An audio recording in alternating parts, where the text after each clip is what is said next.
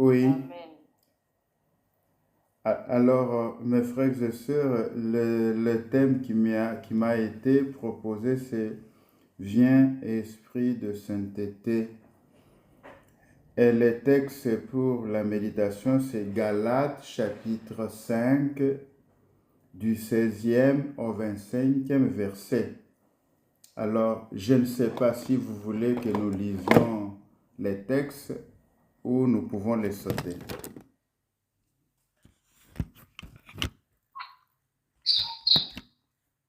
Comme vous voulez, mon frère. Alors, Mais vous pouvez être parler. pardon? Alors, Pardon, Père, je crois qu'il est préférable qu'on puisse lire le texte pour que tout le monde sache de quoi il s'agit. d'accord. C'est ce que je pense. Alors, je commence avec le verset 16 du chapitre 5 de Galates.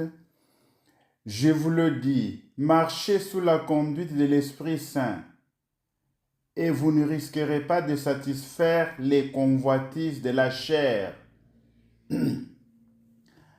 Verset 17. Car les tendances de la chair s'opposent à l'esprit et les tendances de l'esprit s'opposent à la chair. En effet, il y a là un affrontement qui vous empêche de faire tout ce que vous voudriez. Verset 18. Mais si vous vous laissez conduire par l'esprit, vous n'êtes pas soumis à la loi. 19. Or, on sait bien à quelle action mène la chair. Inconduite, impureté, débauche. Verset 20.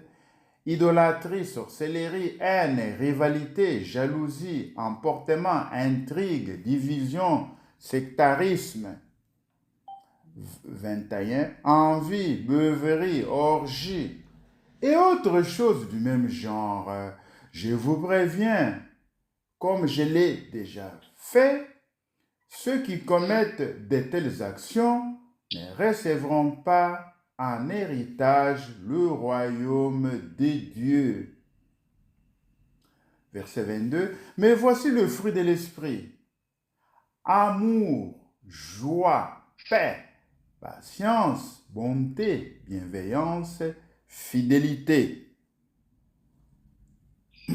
douceur et maîtrise de soi. En ces domaines, la loi n'intervient pas. Verset 24. Ceux qui sont au Christ Jésus ont crucifié en eux la chair avec ses passions et les convoitises. Dernier 25 le dernier. Puisque l'Esprit nous fait vivre, marchons sous la conduite de l'Esprit. Voilà la lecture. Alors, ces textes, mes frères et sœurs, ça vise une vie chrétienne conduite par l'Esprit. Saint Paul affirme que la sainteté n'est pas d'abord un effort humain, mais une œuvre de l'Esprit Saint en nous. Oui, vous savez que nous devons devenir saints. Ce n'est pas par nos efforts personnels que nous le deviendrons, mais c'est l'Esprit Saint qui doit travailler en nous. Sans l'Esprit Saint, nous restons prisonniers de nos limites, de nos passions, de nos blessures. Avec l'Esprit, nous devenons capables de vivre comme des enfants de Dieu. Donc, l'Esprit Saint, c'est le principe et l'artisan de notre sainteté. Au verset 16, nous avons lu « Marchez sous la conduite de l'Esprit Saint et vous ne risquerez pas de satisfaire les convoitises de la chair. » Ça signifie que si nous ne marchons pas sous la conduite de l'Esprit Saint, automatiquement nous allons satisfaire les convoitises de la chair. C'est automatique, mes frères et sœurs. Saint Paul affirme que la sainteté n'est pas d'abord un effort humain, mais une œuvre de l'Esprit Saint en nous. Sans l'Esprit Saint, nous restons prisonniers de nos limites, de nos passions, de nos blessures. Avec l'Esprit, nous devenons capables de vivre comme des enfants de Dieu. L'Esprit Saint facilite le bien en nous. Ce qui nous semble difficile par nos propres forces devient possible et même joyeux par sa grâce. L'Esprit simplifie notre vie spirituelle en unifiant nos désirs vers Dieu. L'Esprit produit le fruit. Paul ne parle pas des œuvres de l'homme, mais du fruit de l'Esprit. Verset 22. Comme la sève fait mûrir le fruit sur la branche, l'Esprit fait mûrir en nous la charité, la joie, la paix et la patience. C'est l'Esprit Saint qui fait les saints. Dans Galates 5, Paul oppose deux forces, la chair et l'esprit. La chair, ça signifie nos tendances désordonnées. Quand Paul parle de la chair, Paul entend par là nos tendances désordonnées. Tandis que lorsqu'il parle de l'esprit, Paul entend la vie divine en nous, lorsque nous vivons la vie divine en nous.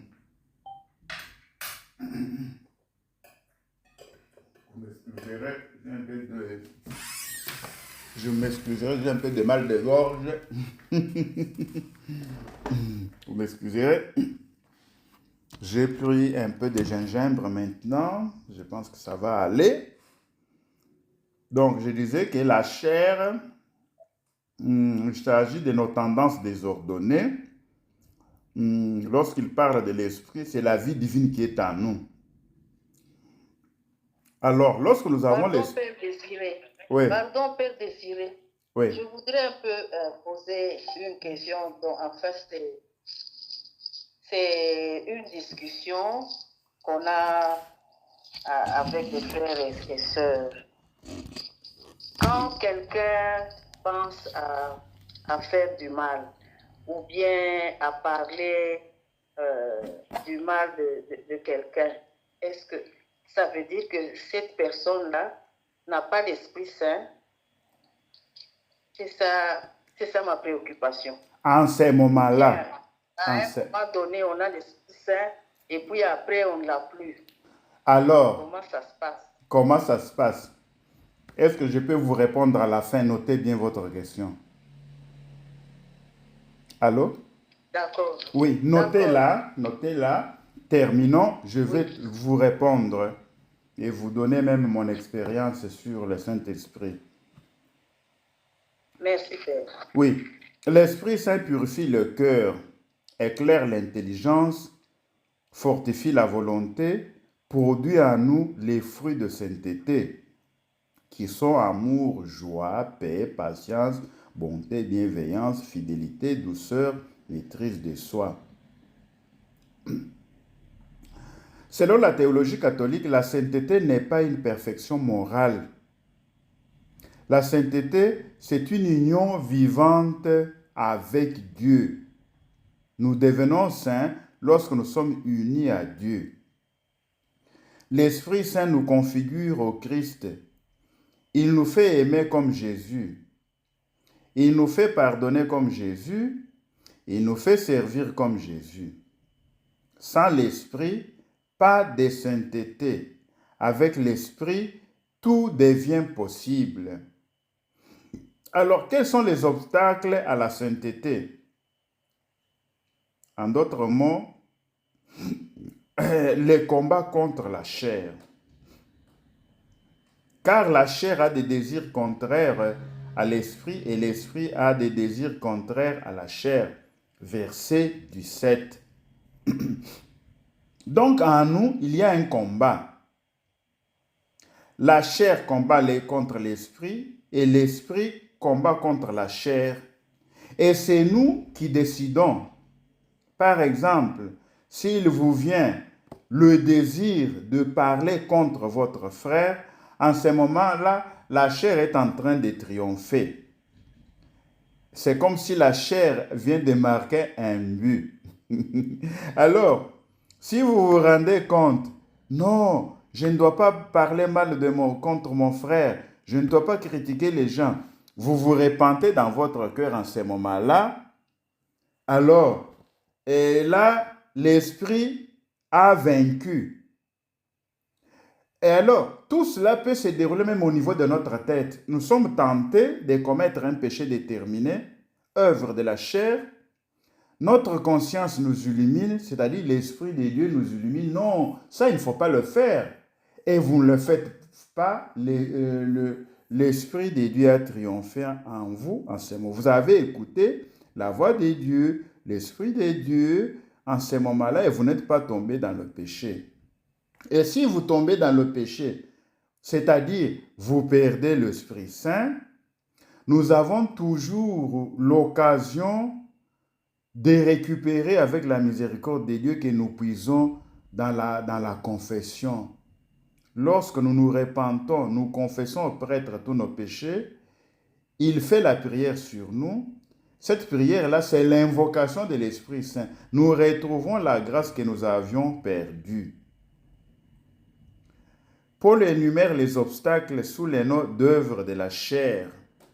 Attention, la chair ici ne désigne pas notre corps physique, qui est bon et créé par Dieu. Donc, retenez, notre corps est bon.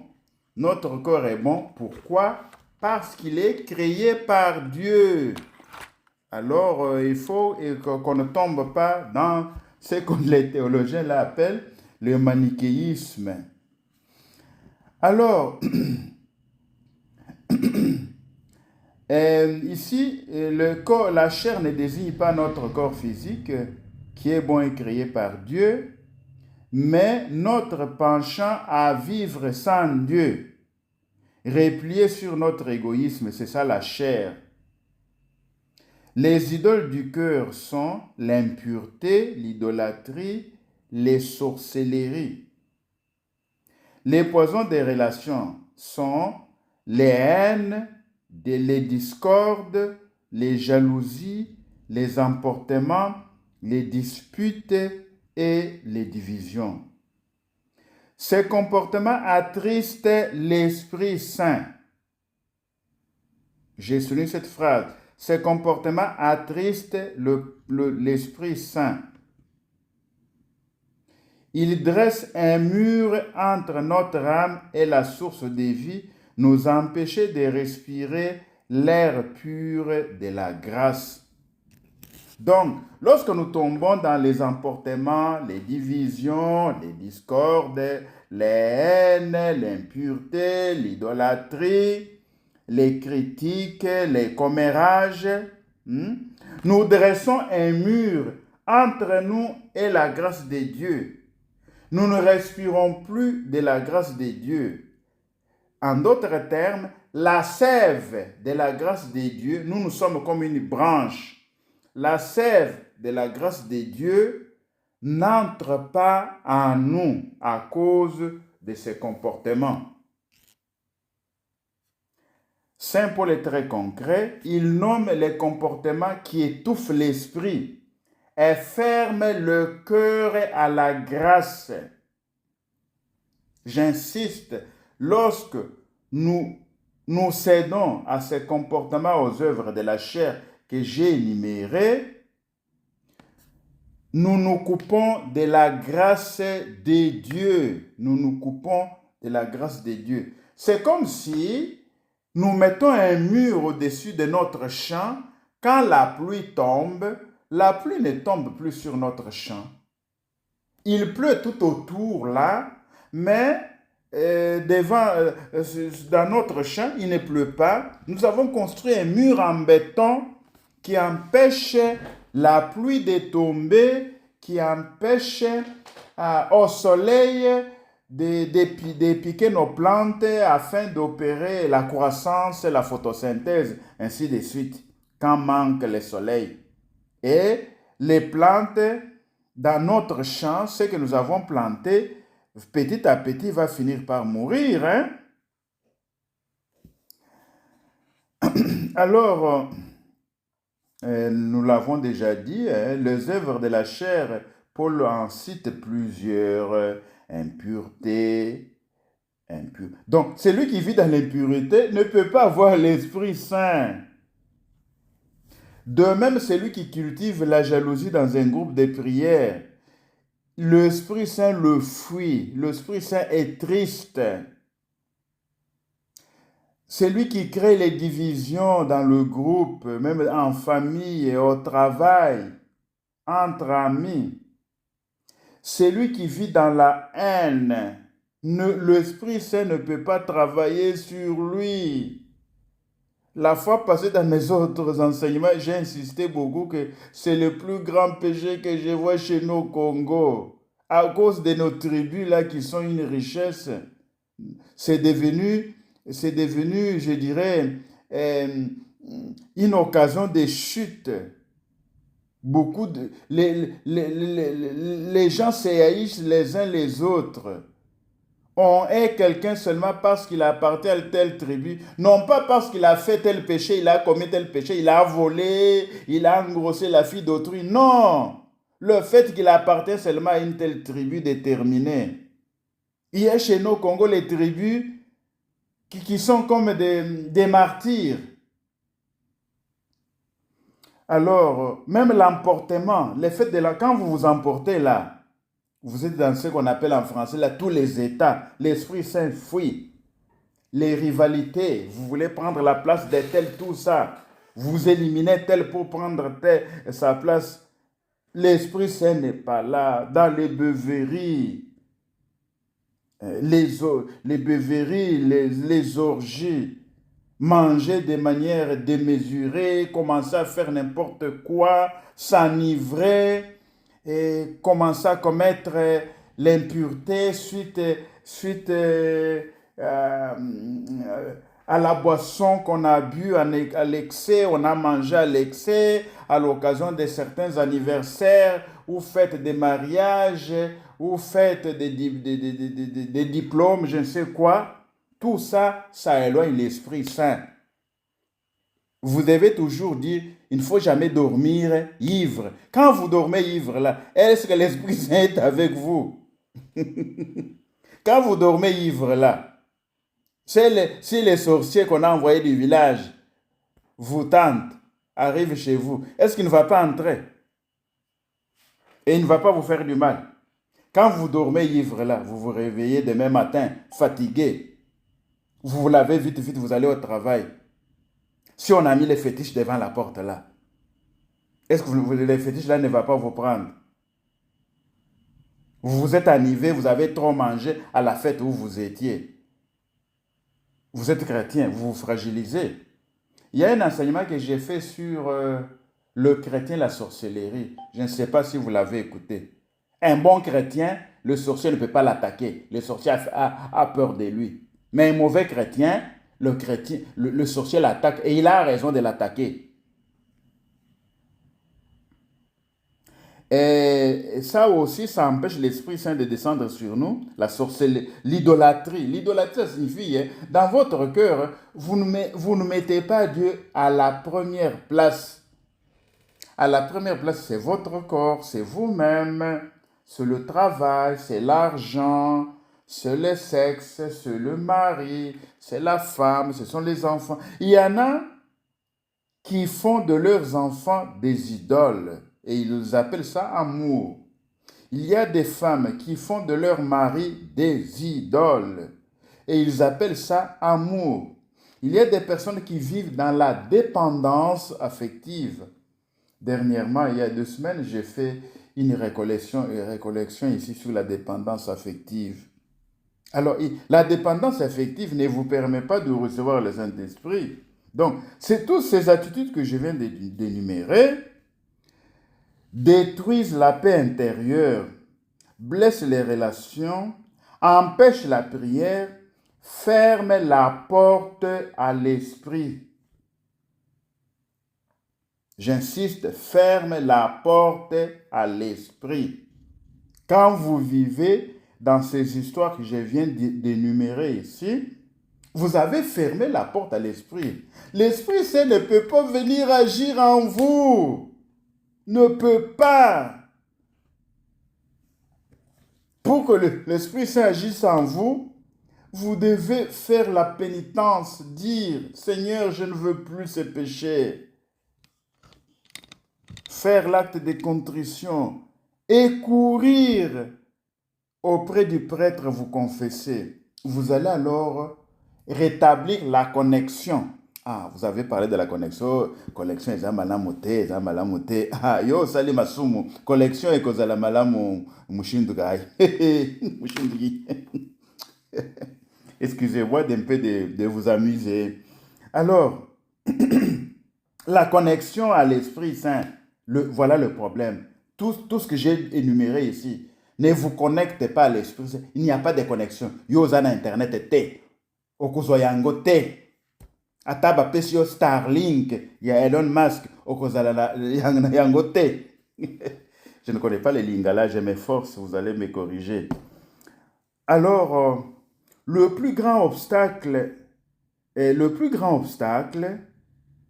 à l'Esprit Saint, c'est l'orgueil spirituel. L'orgueilleux dit, je n'ai pas besoin de changer, je suis meilleur que les autres, je me débrouille sans Dieu. L'Esprit Saint ne peut pas entrer l'Esprit Saint ne peut entrer que dans un cœur humble qui reconnaît sa pauvreté. Donc, si vous êtes orgueilleux, l'Esprit Saint ne peut pas descendre sur vous. Même si vous faites toutes ces prières que vous faites là, 24 sur 24 heures, pendant que vous maintenez l'orgueil, vous êtes en train de passer votre temps. Hein? Le manque de pardon. Un cœur qui garde rancune ne peut pas accueillir la douceur de l'esprit. Tandis que le pardon ouvre la porte à la guérison. Plusieurs miracles vont s'opérer en vous à cause du pardon. Sans pardon, appelons les choses par leur nom, pas d'Esprit Saint. Sans humilité, sans pardon, pas d'Esprit Saint. Vous voyez que l'Esprit Saint est très exigeant. Hein? C'est une colombe qui ne se pose que sur un endroit propre. Il nous faut la conversion, mourir au péché pour vivre dans l'Esprit. Nous l'avons écouté au verset 24. Ceux qui appartiennent au Christ Jésus ont crucifié en eux la chair avec ses passions et ses convoitises. Pour que l'Esprit Saint prenne toute la place, il faut lui préparer une demeure propre. C'est ici qu'intervient la conversion. Commençons avec les renoncements. Se sanctifier, c'est accepter de crucifier notre vieil homme, c'est-à-dire de dire non, de dire un non radical au péché. Si vous avez un péché déterminé, dites non de manière radicale à ce péché-là que moi, je ne veux pas. Ngai na lingite, na boyi. Na kombo na Yesu, na boyi masumo oi. La confession, c'est le bain de sainteté. Le sacrement de réconciliation est le lieu où l'Esprit Saint vient effacer les œuvres de la chair. Mon frère, ma sœur, même si vous êtes tombé dans les œuvres de la chair que j'ai énumérées, quand vous allez vous confesser, l'Esprit Saint va descendre sur vous pour effacer tout. À chaque confession, nous recevons une effusion nouvelle de l'Esprit qui nous redonne la force de marcher droit. C'est le moyen concret de reprendre notre route vers la sainteté après une chute. Mon père José-Marie, s'il vous plaît, est-ce que vous pouvez nous rappeler la formule de l'absolution? Moi, je la connais en mémoire en italien, en français, j'ai oublié.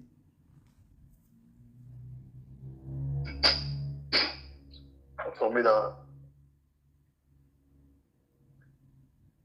là où le prêtre donne L'absolution. absolution Oui. après avoir terminé à raconter. Oui. Le prêtre dit, et moi aussi dans les pouvoirs qui m'est confié dans l'Église, au nom de Jésus-Christ, j'absous tous tes péchés, au nom du Père et du Fils et du Saint-Esprit. Amen. Alors, dans cette formule-là, mes frères et sœurs, le prêtre invoque l'Esprit Saint qui vient agir en nous. Donc, nous devenons une nouvelle créature. Un instant, je suis en train de voir quelque chose.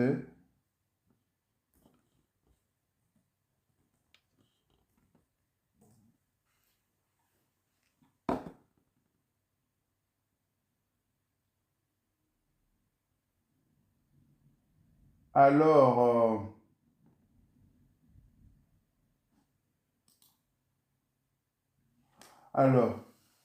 Dieu le Père qui a réconcilié le monde avec lui par la mort et la résurrection de son Fils, et il a donné l'Esprit Saint pour la rémission des péchés, que par le ministère de l'Église, Dieu te donne le pardon et la paix. Et moi, prêtre de l'Église, au nom du Père et du Fils et du Saint-Esprit, je te pardonne tous tes péchés. Donc, il y a la parole Saint-Esprit dans cette formule. Alors, il y a la formule aussi plus brève. Et moi, au nom du Père et du Fils et du Saint-Esprit, je te pardonne tous tes péchés, tout simplement. Donc, il y a l'invocation de l'Esprit Saint. Donc, je disais que lorsque nous nous confessons, il y a une effusion de l'Esprit Saint sur nous. C'est pourquoi la confession est très importante. Il faut vous confesser régulièrement. Si vous ne le savez pas, Padre Pio s'est confessé presque chaque jour, 2 ou 3 jours. Il ne dépassait pas 3 jours sans se confesser. Alors, confessez-vous le plus souvent. Qu'est-ce que vous voulez dire, mon père? Une autre formule de l'absolution. Une autre formule de la solution pour appuyer ce que vous venez de dire, c'est que Dieu, notre Père, vous montre sa miséricorde par la mort et la résurrection de son Fils. Oui, c'est ça. Il a réconcilié le monde avec lui. Il a envoyé l'Esprit Saint pour la rémission des péchés. Il a envoyé l'Esprit Saint. Il a envoyé l'Esprit Saint pour la rémission des péchés. Donc, quel que soit votre péché, ne vous gênez pas. N'ayez pas honte. Ayez honte des péchés, mais n'ayez pas honte de dévoiler votre péché au prêtre. Et si vous êtes très familier au prêtre en question, vous vous gênez, allez auprès de notre prêtre dans une autre paroisse voisine, vous confessez, soyez là permanente pour vous confesser. Et je vous dis aussi que cette réserve-là n'est pas bonne. Il faut avoir la spontanéité. Vous confessez auprès de les prêtres qui est plus près de vous là. Parce que le prêtre là, il écoute beaucoup de péchés. Ce n'est pas seulement votre péché là qui est la première chose qu'il a déjà écouté. Peut-être il a déjà écouté beaucoup de choses plus graves que ce que vous allez lui raconter là. Donc, il faut éviter de se gêner, non, qu'est-ce qu'il va penser de moi? Mais lui, il est là pour les péchés. Est-ce qu'on vous a dit que les prêtres, on les met en paroisse pour les saints? Le prêtre, on les met en paroisse pour aider les pécheurs. Vous êtes l'un de ces pécheurs ou l'une de ces pécheresses-là. Alors, il ne faut pas avoir honte de dire non, il va savoir que d'ailleurs il a une bonne considération de moi, je livre une bonne impression, les prêtres pensent que je suis fidèle, il va penser que j'avais trahi mon mari, il va penser que j'ai fait ça. Non, il ne faut jamais avoir honte.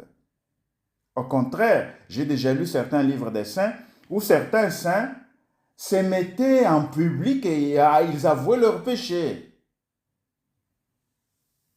J'insiste, ayez honte des péchés, mais n'ayez pas honte de vous accuser, de demander pardon auprès de Dieu. Alors, continuons. La conversion n'est pas un sentiment, mais une décision. Renoncer au péché, changer de direction, choisir la lumière. L'abandon du péché. On ne peut pas demander l'Esprit Saint tout en gardant volontairement un péché grave. Donc, vous ne pouvez pas demander l'Esprit Saint en gardant volontairement les péchés graves. C'est ainsi que lorsque on fait le séminaire de vie nouvelle, je ne sais pas si vous connaissez ça, dans les renouveaux charismatiques ou dans les renouveaux dans l'esprit, pour que vous puissiez adhérer à ces mouvements-là, vous commencez d'abord par un séminaire de vie nouvelle. C'est pour vous aider à identifier vos péchés, à vous confesser, afin que la communauté puisse invoquer le Saint-Esprit sur vous. Alors le Saint-Esprit pourra descendre.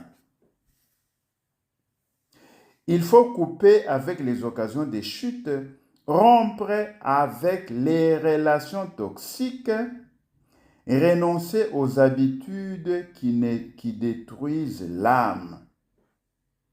La confession, c'est un sacrement de sainteté. Dans la confession, le Père pardonne, le Fils guérit, l'Esprit renouvelle. La confession purifie le cœur, brise les chaînes, restaure la grâce baptismale, ouvre largement la porte à l'Esprit Saint. La confession ouvre largement la porte à l'Esprit Saint. Un chrétien qui se confesse régulièrement devient plus doux, plus humble, plus lumineux, plus docile à l'esprit. Alors ici, il y a un point que j'ai mis, la relation entre le royaume des dieux et l'Esprit Saint. Nous trouvons cela au verset 21.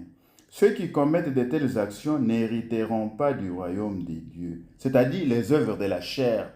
Les œuvres de la chair que nous avons énumérées là, si vous êtes dedans, vous mourrez dedans sans vous repentir, vous n'allez pas hériter du royaume des dieux. Le royaume des dieux n'est pas seulement une réalité future, il commence ici-bas. L'esprit est avant-goût du royaume. Saint Paul nous avertit que le péché nous exclut du royaume. Pourquoi ? Parce que le royaume des dieux est par définition le règne de l'amour. Nous devons vivre le royaume des dieux aujourd'hui. Si nous vivons par l'esprit, nous manifestons déjà les valeurs du royaume, justice, paix et joie.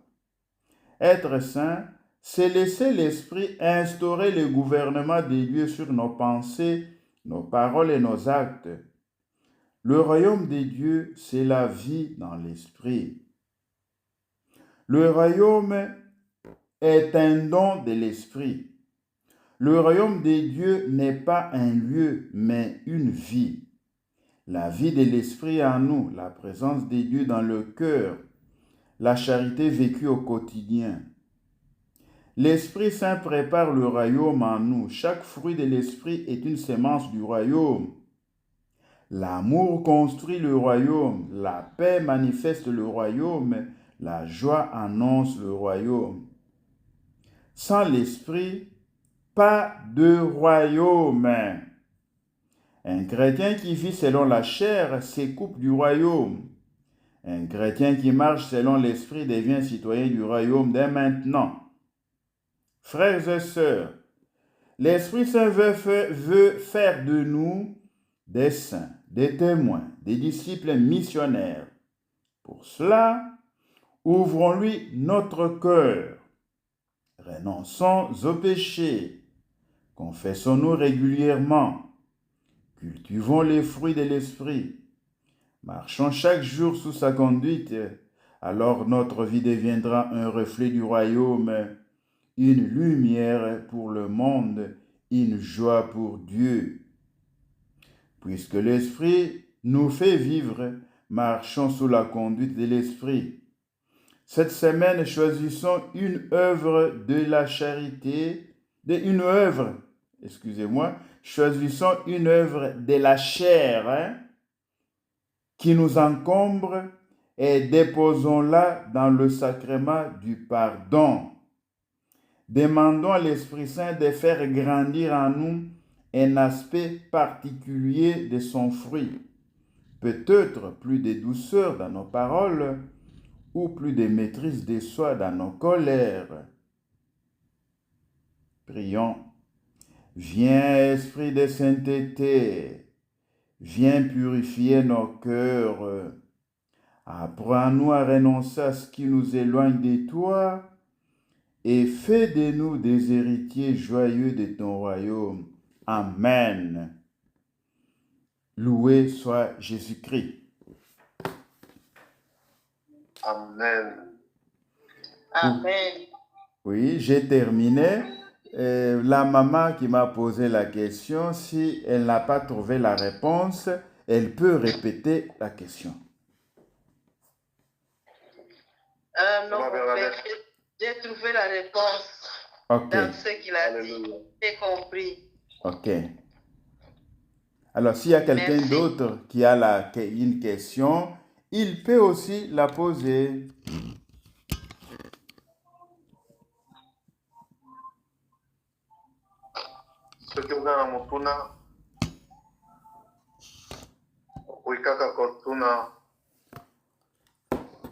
Celui qui demande découvre le vrai chemin au lieu d'être perdu.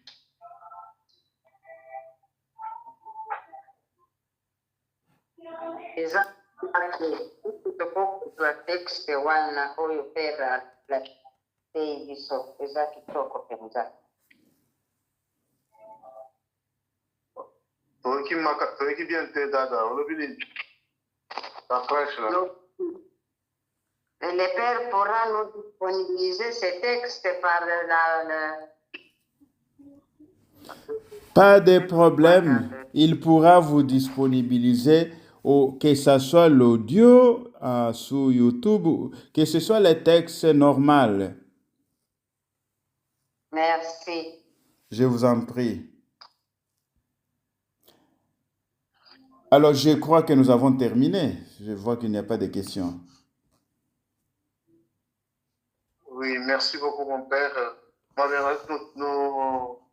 On termine avec litanie du Saint-Esprit et après le Père désiré nous bénir. Ok. Oui, mon Père. Litanie de l'Esprit Saint. Seigneur, ayez pitié de nous. Seigneur, ayez pitié de nous. Seigneur, ayez pitié de nous. Jésus-Christ, ayez pitié de nous. Jésus-Christ, ayez pitié de nous. Jésus-Christ, ayez pitié de nous. Seigneur, ayez pitié de nous. Seigneur, ayez pitié de nous. Jésus-Christ, écoutez-nous. Jésus-Christ, écoutez-nous. Jésus-Christ, exaucez-nous. Jésus-Christ, exaucez-nous. Père céleste qui êtes Dieu, ayez pitié de nous. Fils rédempteur du monde qui êtes Dieu, ayez pitié de nous. Esprit Saint qui êtes Dieu, ayez pitié de nous. Trinité Sainte qui êtes un seul Dieu, ayez pitié de nous. Esprit Saint qui procédait du Père et du Fils, ayez pitié de nous. Esprit du Seigneur qui remplissait tout l'univers, ayez pitié de nous. Esprit Saint de qui Jésus a été conçu dans le sein de la Vierge Marie, ayez pitié de nous. Esprit de sagesse et d'intelligence, ayez pitié de nous. Esprit de conseil et de force, ayez pitié de nous. Esprit de science et de piété, ayez pitié de nous. Esprit de crainte du Seigneur, ayez pitié de nous. Esprit de foi, d'espérance et d'amour, ayez pitié de nous. Esprit d'humilité et de mansuétude, ayez pitié de nous. Esprit de justice et de chasteté, ayez pitié de nous.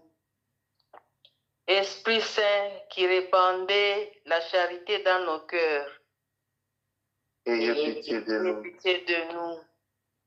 Esprit de vérité qui est envoyé pour nous consoler, ayez pitié de nous. Esprit Saint dont les apôtres ont été remplis, ayez pitié de nous.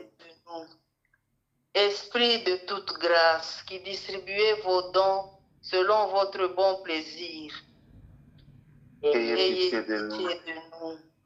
Soyez-nous propices, pardonnez-nous, Seigneur. Soyez-nous propices, exaucez-nous, Seigneur, de tout péché, délivrez-nous, Seigneur, des tentations et des embûches du démon. Délivrez-nous, Seigneur, de la présomption et du désespoir. Délivrez-nous, Seigneur, de la résistance à vos inspirations. Délivrez-nous, Seigneur, de l'obstination et de l'impénitence. Délivrez-nous, Seigneur, de toute souillure de corps, de cœur et d'esprit. Délivrez-nous, Seigneur, de l'espoir d'erreur et de blasphème et de tout esprit mauvais. Délivrez-nous, Seigneur. Pauvres pécheurs, nous vous en prions. Écoutez-nous, afin que vos inspirations se manifestent dans nos œuvres.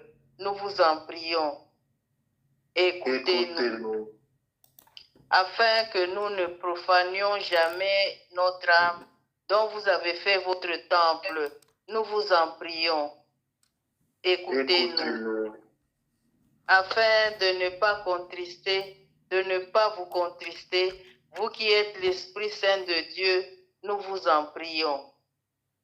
Écoutez-nous, afin que, prenant goût aux choses de Dieu, nous devenions avides des dons supérieurs de votre grâce. Nous vous en prions. Écoutez-nous, afin que tous, animés d'un même esprit, nous soyons unis dans la paix. Nous vous en prions. Écoutez-nous, afin que vous conserviez dans leur sainte vocation tous les ordres du clergé et toutes les familles religieuses. Nous vous en prions. Écoutez-nous, afin que vous défendiez et réguliez les frontières de l'Église. Nous vous en prions. Écoutez-nous. Par le cœur immaculé de Marie, votre sanctuaire de prédilection, nous vous en prions. Écoutez-nous. Agneau de Dieu qui effacez les péchés du monde, répandez en nous le Saint-Esprit. Agneau de Dieu qui effacez les péchés du monde, envoyez-nous le Saint-Esprit. Agneau de Dieu qui effacez les péchés du monde, donnez-nous le Saint-Esprit. Envoyez votre esprit et tout sera créé, et vous renouvellerez la face de la terre. Prions. Ô Dieu qui avez préparé des biens invisibles à ceux qui vous aiment, répandez dans nos cœurs en nous donnant votre Esprit Saint, la tendresse de votre amour, afin que, nous aimant en toutes choses et par-dessus toutes choses, nous puissions parvenir à la jouissance de vos promesses qui surpasse tous nos désirs. Par Par Jésus-Christ, Jésus-Christ, notre Seigneur. Amen. Amen. Mon Père, vous pouvez nous bénir. Le Seigneur soit avec vous. Et avec votre esprit. Inclinez-vous pour recevoir la bénédiction. Que Dieu, le Père des Lumières, qui a illuminé le cœur des disciples en répandant sur eux l'Esprit Saint, vous comble de ses bénédictions. Amen. Amen. Que le même Esprit qui a rassemblé des hommes et des femmes de toutes langues dans la profession d'une même foi, vous garde dans cette foi et vous conduise à l'espérance du royaume. Amen. Amen. Et que Dieu Tout-Puissant vous bénisse, le Père, le Fils et le Saint-Esprit. Amen. Amen.